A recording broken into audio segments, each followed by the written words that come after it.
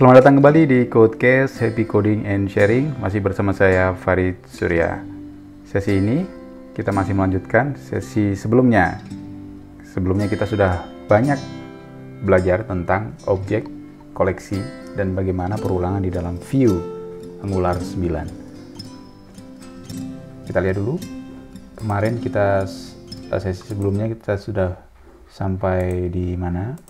Oke ya, jadi sebelumnya kita sudah menampilkan data perulangan ya di dalam Angular menggunakan variabel koleksi. Nah, sekarang kita akan coba untuk menambahkan data ya secara data di lokal Angular kita menggunakan fitur dialog yang dimiliki oleh Material Design. Kemudian kita akan menyisipkan data yang sudah kita tambahkan itu di data yang existing ada di Angular yang sudah kita buat. Dan juga nanti kita juga akan mengedit ya, ini edit, menambahkan fitur edit dan delete data di dalam Angular. Kita mulai, kita masih mengacu ya, pertemuan kemarin sudah saya jelaskan bahwa kita mengacu pada satu tutorial yang sudah saya buat tentang bagian 5 pengelolaan data. Kemarin kita sudah sampai di ini ya, penambahan data, penambahan koleksi, penggunaan NG4, mengakses indeks di dalam perulangan itu, dan seterusnya.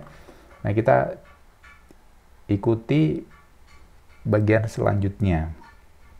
Kita lihat di sini ya, ada menambahkan koleksi secara dinamis. Apa yang ada di sini? Jadi skenarionya adalah penambahan dialog, kemudian kita menambahkan data. Dialog itu perlu halaman. Jadi yang pertama ini ya, generate component admin product detail. Kita ikuti saja di sini ya. Kita bikin dulu satu halaman baru. Ya, kita buat dulu satu halaman baru. Kita coba halaman baru kita bikin di sini ya, di bawah sini. Kita paste di sini product detail. Oke, generate component admin product detail. Oke, berhasil. Halaman product detail kita sudah kita ciptakan ya, ini product detail. Ini sudah berhasil kita buat. Kemudian apa yang selanjutnya? Coba kita product detail component.ts, kita ada pembaruan sedikit. Jadi di sini ada menambahkan dialog ref ya, jadi nanti teman-teman bisa lebih detail lagi di dokumentasi Angular. Jadi saya akan jelaskan penggunaan dari dialog ref. Jadi dialog ref ini dia akan mendefinisikan komponen ini sebagai dialog di dalam Material Design.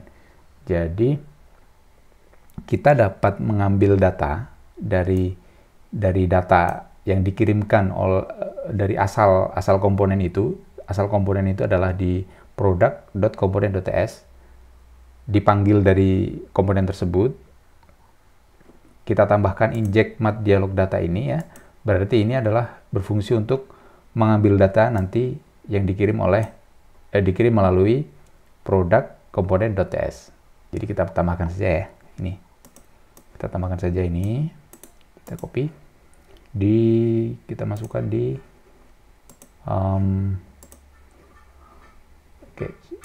kita masukkan di product detail ya. Nah, ini product detail component.ts di constructor. Oke. Kalau teman-teman pakai VS Code ya, misalnya ini ya, mat dialog ref ini masih bertanda merah, diklik aja di sini, nanti material dialog, nanti dia akan import dengan otomatis ya. Ini juga masih belum masuk, ini juga masih belum masuk. Oke, ini udah masuk semua ini ya. Modul-modulnya, mat dialog ref, mat dialog data dari Material Design ya.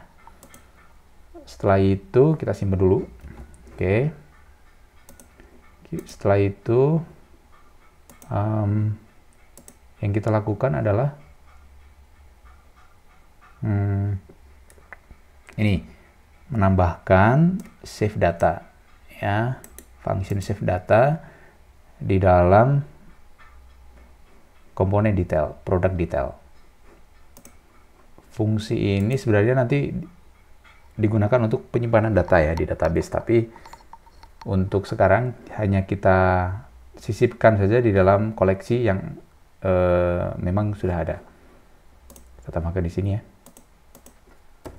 Oke, tambahkan di sini dialog ref close. Ini adalah perintah untuk menutup dialog sebenarnya ya. Kemudian this data, nanti data itu akan dikirimkan kembali ke dalam asal komponennya, kemudian dimasukkan ke dalam koleksi. Skenario-nya begitu. Data ini dari mana? Data ini sudah didefinisikan di sini ya, public data ini. Jadi data ini nanti diisi oleh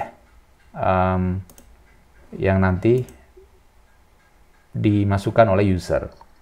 Ya, dimasukkan oleh user. Kemudian apalagi yang ada di sana, kita lihat dulu ya.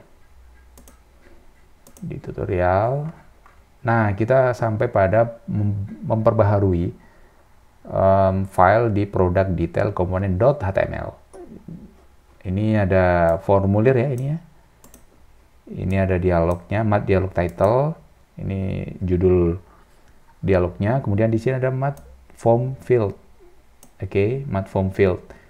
Jadi kita sudah mulai penggunaan formulir di dalam material design. Ya, Angular sebenarnya tidak memerlukan begini, mat form field begini, tapi karena kita menggunakan material design sebagai framework user interface kita, maka kita mengikuti apa yang ditentukan oleh material design dalam menentukan desain user interface. Ya, yang diperlukan Angular sebenarnya hanya ini aja ya, hanya input sama ng model data.title. Oke. ng model itu sebenarnya ya, nanti kita cek dulu ya, ini berfungsi untuk mengambil value dari formulir. Jadi kalau misalnya data tadi objek sudah kita buat data ya, data itu berupa objek, di dalamnya ada variabel title. Nah, ini akan mengambil data dari input yang dimaksud ya. Dan seterusnya ke bawah, polanya sama seperti itu, kita menggunakan ng model untuk mengambil data dari user. Ada dua cara sebenarnya ya, selain ng model, kita juga bisa menggunakan form control ya, pakai form control. Nanti form control itu penggunaannya bagaimana nanti ke depan kita akan membahas lebih rinci di bagian pengelolaan file. Jadi upload file tidak bisa menggunakan ng model seperti ini, tapi menggunakan form control. Tapi kalau hanya data-data biasa begini ya, hanya data-data teks, number gitu, kita cukup menggunakan ng model saja. Oke, kemudian ini data input dimasukkan oleh user ya, nanti ini ada simpan ya, ada button simpan. Klik ini berarti dia dieksekusi ketika user melakukan klik button tersebut. Jadi kalau misalnya di JavaScript itu ada on click ya, di Angular itu cukup dengan dalam kurung klik. Kalau misalnya mouse over, ya sama aja ya, kita bisa tinggal memasukkan di sini mouse over. Even button semuanya sama ya, semuanya sama. Tinggal cara penulisannya aja yang berbeda. Oke, kita masukkan aja ya ini ke dalam desain product detail. Nah, ini ya product detail, kita masukkan ke sini. Oke, kita simpan. Save data tadi udah ya. Mat dialog close ini menutup dialog. Perintah untuk menutup dialog selain menggunakan dialog ref tadi juga bisa menggunakan mat dialog close langsung. Jadi kita tidak perlu membuat function di dalam komponen.s. Oke, jadi ini sudah kita buat ya. Kemudian langkah berikutnya adalah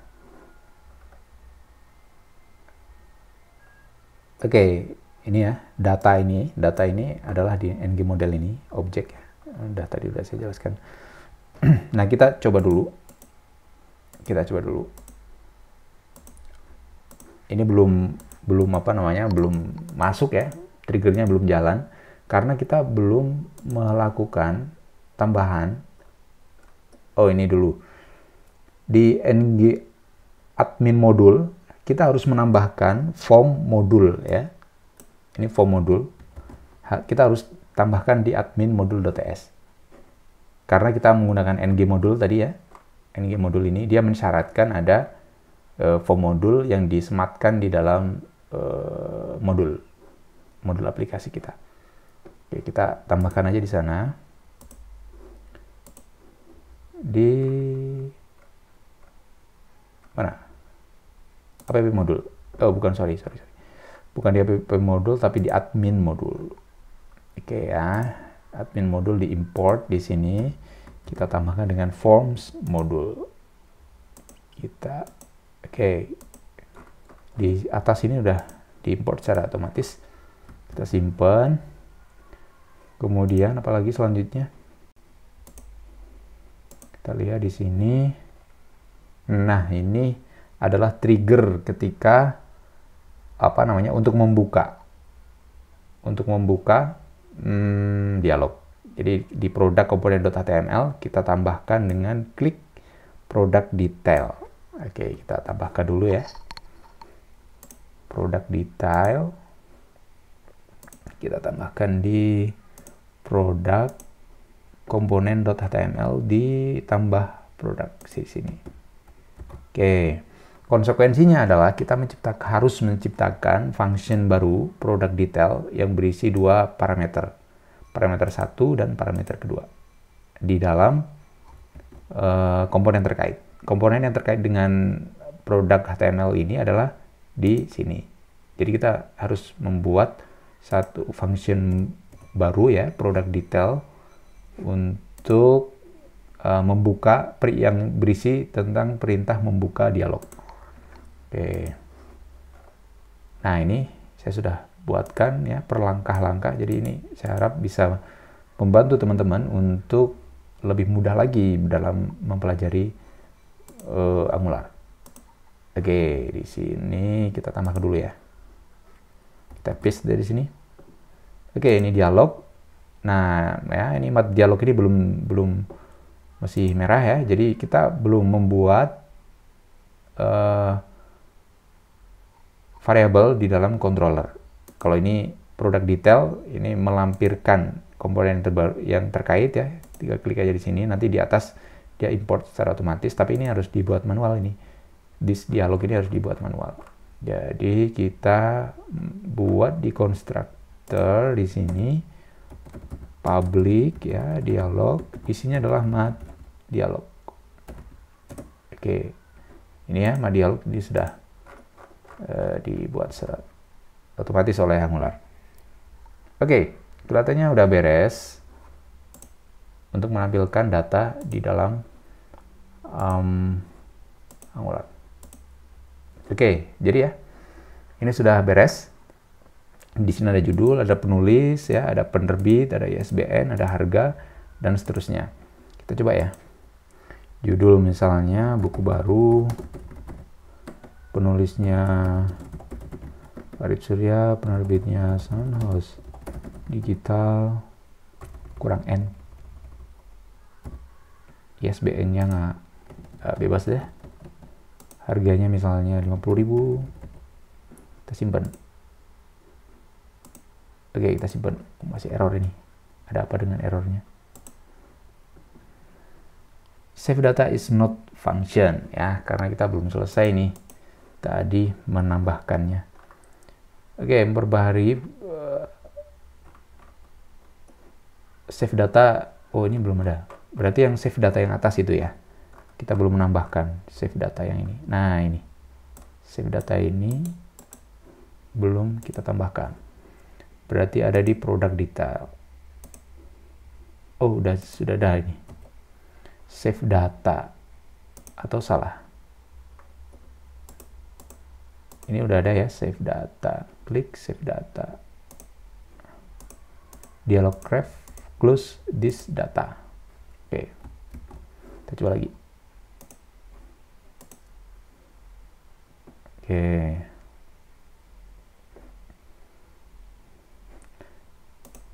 kita coba ya.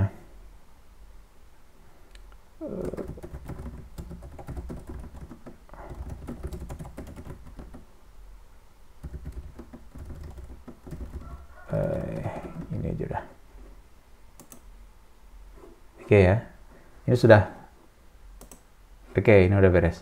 Ini udah belajar Angular ini ya, dan lain sebagainya udah masuk ke sini. Nah, saya akan jelaskan bagaimana dia bisa masuk ke dalam koleksi yang sudah ada ya. Nah, alurnya adalah begini, ini save data, artinya dia meng-close data, kemudian dia kembali lagi ke perintah yang ada di sini. Sorry, tadi mana? Detail. Nah, ini produk detail ini. Jadi dialog after close subscribe rest ini ya, ini berfungsi untuk mengambil data yang dikirimkan balik oleh dialog. Jadi dialog tadi kita mengirimkan balik ya data itu, data yang tadinya kosong, ini ya data yang tadinya kosong, hanya objek kosong saja. Objek sudah kita bahas di video sebelumnya. Kemudian ini main1 itu untuk menandakan bahwa itu adalah penambahan data baru, bukan pembaruan. Jadi kita akan memanfaatkan dialog itu tadi untuk penambahan data baru sekaligus untuk pembaruan. Jadi kalau misalnya ini main1 ya, main1 itu berarti artinya adalah dia adalah data baru. Kita coba di sini ya. Res artinya ada respon balik ya. Kalau ada respon balik baru kita proses. Kalau IDX ya, ini indeksnya main1, books-nya itu di push ya. Di push itu adalah ditambahkan datanya di elemen terakhir. Jadi kalau misalnya ada ini ya. Nah, ini ya. Push. Ada A, B, C di push. Ya, berarti dia akan menambahkan di elemen terakhir ya. Di indeks yang terakhir. Oke. Nah, kalau tidak maka books itu diedit. Berarti kalau bukan main1, berarti data di dalam koleksi itu adalah diperbaharui. Jadi books ke indeks ya. Books indeks ke IDX itu akan diganti dengan data yang dikirimkan balik oleh dialog. Nah, hasilnya jadi seperti ini. Ya, nanti kita edit ya. Kita tambahkan yang edit. Ini penambahan tadi udah beres. Sekarang kita memperbaharui objek di dalam koleksi. Nah, kita tambahkan ini ya, perintah ini di dalam button edit.